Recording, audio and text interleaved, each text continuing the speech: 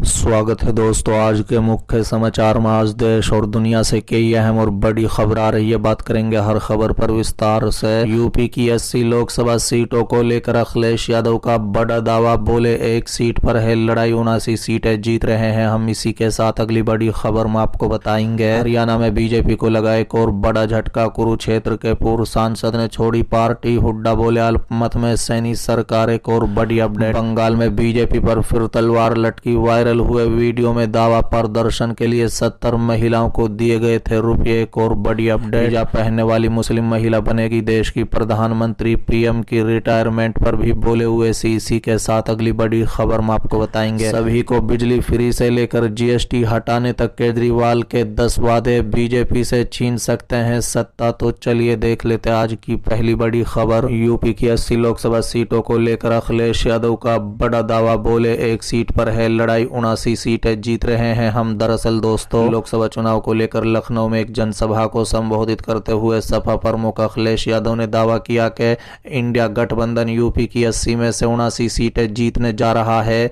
उन्होंने कहा है कि इस बार दिल्ली में पीएम नया बनेगा और इंडिया गठबंधन सरकार बनाने जा रही है। कन्नौज से लोकसभा का चुनाव लड़ रहे अखिलेश यादव ने भाजपा पर निशाना साधते हुए कहा कि भाजपा का हर लोकसभा में करीब 2.5 लाख वोट कम हो गया है। जिस तरह से हर चरण आगे बढ़ता चला जा रहा है, जनता का गुस्सा बीजेपी के खिलाफ बढ़ता जा रहा है और 7वें चरण तक बीजेपी के खिलाफ जनता का गुस्सा 7वें आसमान पर होगा। सपा प्रमुख ने कहा है कि मुझे जानकारी मिली है कि 3 डीएम और 3 एसपी को लखनऊ से मुख्यमंत्री कार्यालय से निर्देश गए हैं कि समाजवादी पार्टी के कार्यकर्ता बूथ तक न पहुंच पाए। मैं अपने कार्यकर्ताओं से अपील करता हूं और चुनाव आयोग से भी अपील करता हूं ताकि आयोग ये देखे कि सभी लोग वोट डालने जा सकें। मैं अपने कार्यकर्ताओं से अपील करूंगा कि कोई भी रास्ता अपना लो लेकिन वोट डाल कर। अखिलेश यादव ने कहा है कि कल क्या होगा ये किसी को नहीं पता, लेकिन ये निश्चित है कि दिल्ली वाली सरकार जा रही है। उन्होंने कहा कि उनके पास महंगाई कम करने का कोई रास्ता नहीं है, बेरोजगारी बढ़ गई है, किसानों के संकट में डाल दिया गया है। कन्नौज को लेकर सपा नेता ने कहा है कि ये वो शहर है जिसमें निवेश के लिए बड़े बड़े आयोजन किए गए लेकिन जमीन पर न नौकरी है न रोजगार। साथ ही अखिलेश यादव ने कहा है कि पुलिस द्वारा लोगों को वोट डालने से रोका जा रहा है। मैं चौथे चरण के तमाम मतदाताओं से अपील करता हूं कि अगर पुलिस प्रशासन रोके तब भी आप वोट डालने जरूर जाएं। अगर वोट डालने से कोई रोके तो वहीं धरने पर बैठ जाएं या कोई ऐसा रास्ता बनाए ताकि वोट डालने जा पाएं। पेपर लीक को लेकर अखिलेश यादव ने कहा है कि ये बड़ा मुद्दा है। जहां पेपर लीक हुआ वहां बीजेपी की सरकार है। उन्होंने आरक्षण छीन लिया। नैनो यूरिया बनाने वाला साइंटिस्ट भाग गया। इलेक्ट्रोल बॉन्ड के नाम पर पैसा वसूली हुई।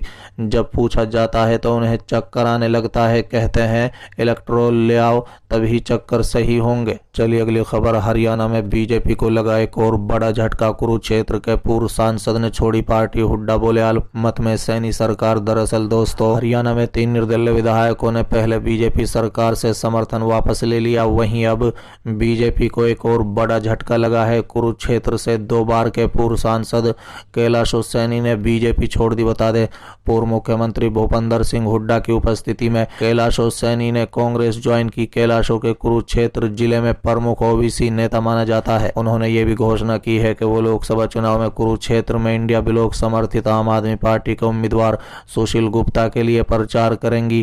कैलाश सैनी 1998 और 1999 में हरियाणा लोकदल राष्ट्र और इंडियन नेशनल लोकदल के टिकट पर कुरुक्षेत्र लोकसभा सीट से चुनी गई। बता दें, आईएनएलडी के पहले हरियाणा लोकदल के नाम से जाना जाता था। कैलाश सैनी कुरुक्षेत्र में जिला पार्षद की अध्यक्ष भी रह चुकी हैं। कांग्रेस में शामिल होने के बाद कैलाशों ने कहा है कि मैं भूपेंद्र सिंह हुड्डा के नेतृत्व में कांग्रेस में शामिल हुई। राज्य में हुड्डा ने 10 साल के शासन के दौरान समाज के हर वर्ग का सम्मान किया। मैं लंबे समय से पाला बदलने के बारे में सोच रही थी। कांग्रेस जैसी लोकतांत्रिक पार्टी दुनिया में कहीं नहीं है। भाजपा छोड़ने का कारण पूछने पर पूर्व सांसद कैलाश सैनी ने कहा कि भाजपा में जनता के लिए कोई चिंता नहीं है, संविधान को बदलने की साजिश हो रही है।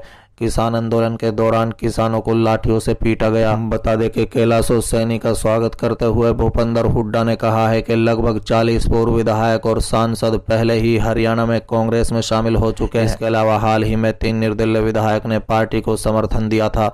हरियाणा में भाजपा सरकार अल्पमत में है और उसे नैतिक आधार पर इस्तीफा दे देना चाहिए। हमने राज्यपाल को एक ज्ञापन दिया है जिसमें उनसे विधानसभा भंग करने और विधानसभा चुनाव कराने का आग्रह किया है। अगली खबर, बंगाल में बीजेपी पर फिर तलवार लटकी। वायरल हुए वीडियो में दावा, प्रदर्शन के लिए 70 महिलाओं को दिए गए थे रुपये। दरअसल दोस्तों, पश्चिम बंगाल के संदेशखाली में महिलाओं की कथित उत्पीड़न का मामला चर्चा में है। भाजपा एक तरफ सच को दबाने का आरोप लगा रही है कि दूसरी तरफ पश्चिम बंगाल में सत्तारूढ़ तृणमूल कांग्रेस ने विपक्षी पार्टी भाजपा पर झूठ फैलाने का आरोप लगाए हैं। अब इस मामले में एक नया वीडियो सामने आया है जिसने सभी को हैरान कर दिया है। दोस्तों, दरअसल वीडियो में एक स्थानीय भाजपा नेता को यह कहते सुना जा सकता है कि 70 से अधिक महिलाओं को टीएमसी नेता शाहजहां शेख और उनके सहयोगियों के खिलाफ विरोध प्रदर्शन में भाग लेने के लिए 2-2 हजार रुपए दिए गए थे। एक रिपोर्ट में दावा किया गया है कि 45 मिनट वाले वीडियो में संदेशखाली मंडल के अध्यक्ष गंगाधर कायल जैसे दिखने वाले एक शख्स ये बात कर रहे थे। कयाल ने ही इससे पहले एक अन्य कथित क्लिप में कहा था कि दुष्कर्म के आरोप मनगढ़ंत हैं। बता दें कि नया वीडियो शनिवार रात को सोशल मीडिया पर वायरल हुआ जिसमें कयाल को कहते सुना गया कि शेख के खिलाफ विरोध प्रदर्शन में हिस्सा लेने के लिए 70 महिलाओं को 2-2 हजार रुपये दिए गए थे। साथ ही उन्होंने कहा है कि हमें 50 बूथों के लिए 2.5 लाख रुपए नकदी की जरूरत होगी जहां 30% प्रदर्शनकारी महिलाएं होंगी। चलिए अगली खबर, हिजाब पहनने वाली मुस्लिम महिला बनेगी देश की प्रधानमंत्री। मोदी के रिटायरमेंट पर भी बोले हुए सी। दरअसल दोस्तों, तेलंगाना की राजधानी हैदराबाद से चौथी बार लोकसभा चुनाव लड़ रहे AIMIM नेता असदुद्दीन ओवैसी अपने बेबाक बयानों की वजह से सुर्खियों में रहते हैं। इसी कड़ी में असदुद्दीन ओवैसी ने एक लीडिंग मीडिया चैनल को दिए इंटरव्यू में कई मुद्दों पर खुलकर बात की है। बता दें, उन्होंने मोदी के रिटायरमेंट से लेकर देश के पहले मुस्लिम प्रधानमंत्री पर भी चुप्पी तोड़ी। मोदी के रिटायरमेंट पर बात करते हुए असदुद्दीन ओवैसी का कहना है कि उन्हें नहीं लगता कि मोदी 75 साल की उम्र में रिटायरमेंट लेंगे। मोदी जी खुद नहीं जाएंगे बल्कि उन्हें राजनीतिक रूप से हराना पड़ेगा। मोदी पर निशाना साधते हुए उन्होंने कहा है कि हिंदुत्व उनके खून में है, यही उनकी सच्चाई है, वो मुसलमानों से नफरत करते हैं। मोदी 2002 से लगातार यही बोलते आए हैं, इसी वजह से वो 2 बार देश के PM बने हैं, लेकिन अब लोगों ने तय कर लिया है कि उन्हें हराना है। असदुद्दीन ओवैसी ने कहा है कि मोदी कहते हैं कि मुस्लिम महिलाएं ज्यादा बच्चा पैदा करती हैं, ये सारी बातें बेकार और बकवास है। वो G20 चंद्रयान, विकसित भारत, विश्व गुरु और देश के 5 ट्रिलियन अर्थव्यवस्था बनाने की बातें भूल चुके हैं। सभी चीजों को उन्होंने कचरे में डाल दिया है। वहीं AIMIM के इंडिया गठबंधन का हिस्सा न बनने पर बात करते हुए ओवैसी ने कहा है कि हमने अपनी तरफ से इंडिया गठबंधन में शामिल होने की इच्छा जताई थी मगर उधर से कोई जवाब नहीं आया।